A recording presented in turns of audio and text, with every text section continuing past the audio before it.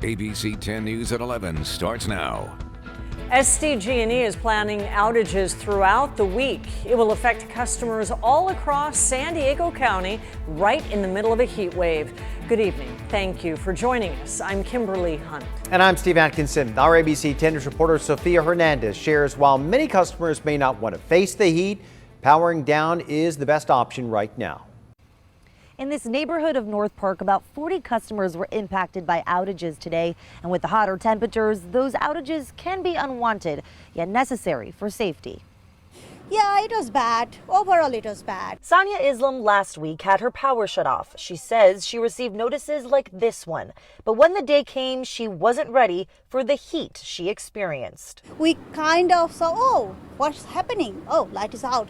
Okay, so it was there for the whole night. And actually, they went over the planned scheduled time. Graham Hollis says his home has had the power shut off multiple times within the last month. His biggest concern was no internet or timeline for when it would be back. You never really knew when it was going to happen, so it was like from 8 to 5 or 9 to 5, and then, it's not happening, then all of a sudden, boom, it goes off. The reason for Hollis's outage, SDG&E says, is the power pole that needed to be replaced. You can see from this map all of the areas they plan to shut off this week. Reasons ranging from repairing equipment, updating systems, but the majority of these planned outages revolve around wildfire mitigation. We have to work with the resources we have and when we have them. And again, wildfire work is just year round.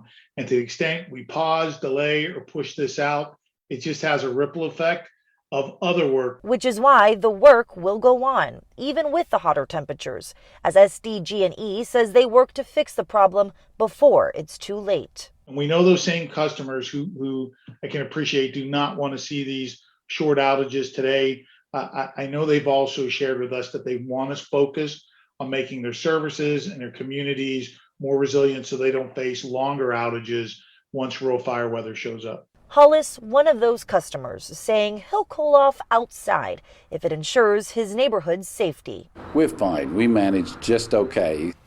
SDG&E says due to the warmer weather that we are going to be facing, they're going to try to have workers work early in the morning or late at night to avoid any unwanted heat for customers. To see if your area will be impacted, you can head to our website, 10news.com. In North Park, Sofia Hernandez, ABC 10 News. And it is a tough time to be without power because a lot of people in the county were searching for ways to try and beat the heat tonight. Our meteorologist Angelica Campos joins us with a look at the hottest spots. Angelica. Hi, Steve. Yes, it's definitely going to be tough, especially for those of you in the valleys, into the foothills and our mountains where the temperatures will be very toasty once again. Today we made it to 118 degrees in Ocotillo, 103 in Campo Valley Center, 99. And how about the current temperatures? The conditions are still mild in some parts of the county, like Warner Springs, definitely in the deserts. Areas like Alpine still in the low 70s, but much cooler near the coast. We are expecting temperatures to eventually drop to even below normal. That will bring a relief and much better conditions. I'll pinpoint when that'll happen in our 7-day forecast. Breaking tonight, we have new information about the USS Bonhomme Richard fire that injured more than 60 people. Records filed by the NCIS suggest that someone sabotaged the ship's firefighting effort before the flames broke out. It also said that someone tampered with the crime scene evidence in the days following the burn. ABC 10 News found out that sailor Ryan Sawyer Mays is being charged with aggravated arson and willfully hazarding a vessel. The ship has since been decommissioned and sent to a scrapyard in Texas. Police are looking for 2 men in connection to a hate crime and assault with a deadly weapon. A 26-year-old woman was at a bonfire with her friends in the Mission Beach area last night. We're told that a group of young men approached and began yelling anti-LGBTQ slurs at them, according to San Diego Crime Stoppers. The first suspect threw a can of beer at the woman, hitting her in the eye. The other suspect pulled down a handgun and pointed it at the head of the other person in the woman's group. Crime Stoppers is offering up to $1,000, a reward for any information that leads to an arrest. National City Police are investigating after an officer was hit by a car this evening. The crash is being investigated as a possible hit and run. Our ABC 10 News reporter Laura Acevedo has the latest on what we know so far. And this happened here on National City Boulevard, just outside of the Ramada Inn. Police say the officer was in uniform and was getting into his car when he was hit. Police are looking for this white Honda Civic that they say fled the crash and was last seen getting onto the 5 heading northbound. It is still very early in the investigation, but police say this happened just after 7 tonight. The officer was hurt and was taken to a local hospital for treatment. Officers were out here for hours as they investigated, taking pictures and laying down several evidence markers. Now, anyone with any information on the whereabouts of that white Honda Civic are asked to call National City Police. At the moment, we are still waiting for an update on the officer's condition.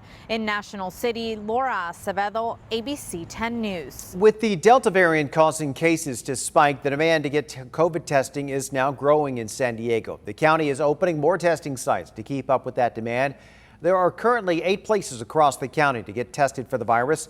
Testing coordinators say the increase in cases that contributes to the increase in demand, but also some employees aren't going back to work and requiring their employees to get tested regularly.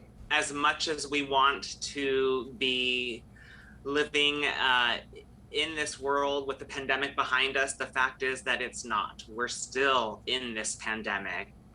Mobile sites will be set up next week. A mega site at the San Diego State campus is expected to open as well. Earlier this afternoon, the CDC ordered a new ban on evictions. The previous order had expired, and that led to a battle between the White House and a group of House Democrats. This moratorium is more limited than previous versions. It focuses on places where COVID is spreading rapidly and will last 60 days. Supporters say the eviction ban is needed to protect renters who have been hurt by the pandemic. The plan will likely face a legal challenge from opponents who say eviction moratoriums violate landlords' rights to control their own properties. San Diego has its own eviction moratorium in place. More animals at the San Diego Safari Park may have COVID. The park says that 6 Sumatran tigers were possibly exposed to the virus. Some of them had a cough. Test results are pending and the tigers are being closely monitored by their vets. We're told the animals are being quarantined as a group in their usual shared habitat. It's unclear how they were exposed to the virus. And today, the county reported another 1,200 new COVID cases today. That brings us above the 300,000 mark. And 5 more people have lost their lives to COVID, pushing that total above 3,800. Investigators are still piecing together how a shooting outside the Pentagon unfolded earlier today. One police officer was killed. Pentagon officials say the officer was stabbed by an attacker outside a bus stop in front of the Pentagon building. And the officer's identity has not yet been made public. Nearby police responded by opening fire, taking down the suspect, and authorities confirmed they're not looking for anyone in the area. A new report from the New York Attorney General finds Governor Andrew Cuomo sexually harassed multiple women, violating both state and federal laws. ABC's Rena Roy has more on the 4-month investigation into those allegations. A damning new report out from the New York State Attorney General threatening Governor Andrew Cuomo's political future. Governor Andrew Cuomo sexually harassed multiple women and in doing so violated federal and state law. Officials say a 4-month investigation revealed the governor created a toxic work environment by making repeated offensive, sexually suggestive, unwelcome gender-based comments and inappropriately touching a number of current and former employees, plus a state trooper assigned to his security detail. These were not isolated incidents. They were part of a pattern. The governor has apologized for comments that he says were misinterpreted, but denies wrongdoing. I never touched anyone inappropriately or made inappropriate sexual advances. At least 11 have accused the governor since March, including former executive assistant Charlotte Bennett, telling CBS he asked her about her sexual assault experience. He asked if I had trouble enjoying being with someone.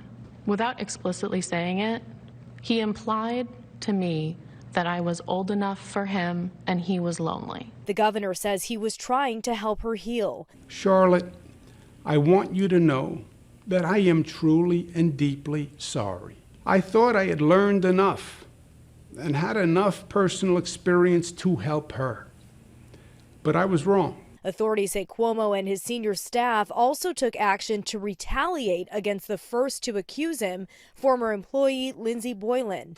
Good afternoon. President Biden responding to the findings. And if he doesn't resign, do you believe he should be impeached and removed from office? Let's take one thing at a time here. I think he should resign. Cuomo has said he has no plans to resign. He says he and his legal team have responded to each allegation in a public document, claiming the facts there are different than what's been portrayed. Rena Roy, ABC News, New York.